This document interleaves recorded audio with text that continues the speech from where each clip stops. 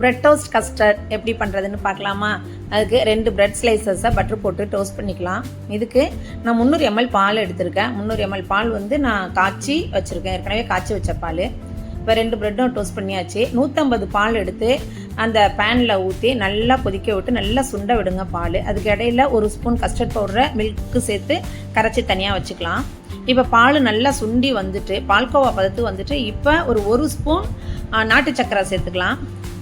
அதை அந்த bread slices இருக்குது பார்த்தீங்களா, அது மேலே இதை எடுத்து இந்த பால்கோவா மாதிரி உள்ள அந்த க்ரீமை எடுத்து மேலே அப்ளை பண்ணிக்கிங்க. அப்ளை பண்ணிவிட்டு அது மேலே இன்னொரு ப்ரெட்டை வச்சு மிச்சம் இருக்குது பார்த்தீங்களா பால், அதையும் எடுத்து அதில் ஃபுல்லாக ஊற்றி மேலேயும் ஊற்றி ப்ரெட்டு மேலேயும் ஊற்றி நல்லா கவர் பண்ணுங்கள். நல்லா கொதித்து நல்லா ஆடை திரண்டு பால்கோவா பதத்துக்கு வரும். இப்போ நம்ம ஏற்கனவே கரைச்சி வச்ச கஸ்டர்ட் மில்க் இருக்குது பார்த்தீங்களா, அதையும் மேலே ஊற்றி எல்லாத்தையும் எடுத்து மேலே அந்த க்ரீமை எடுத்து அந்த ப்ரெட்டு மேலே அப்ளை பண்ணி விடுங்க. நல்லா அப்ளை பண்ணுங்கள். நல்லா சூப்பராக இருக்கும், பார்க்குறதுக்கே நமக்கு பால்கோவா மாதிரி இருக்கும். நான் குங்குமப்பூ கொஞ்சம் ஃப்ளேவர் கண்டி சேர்த்துருக்கேன்.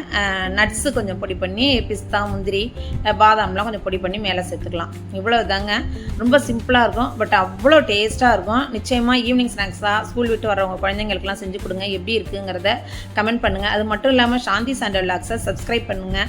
உங்கள் ஃப்ரெண்ட்ஸ் அண்ட் ரிலேட்டிவ்ஸ்க்கு ஷேர் பண்ணுங்கள். இந்த வீடியோ உங்களுக்கு பிடிச்சிருந்துச்சுன்னா அப்படியே ஒரு லைக்கை தட்டி விடுங்க. Thank you.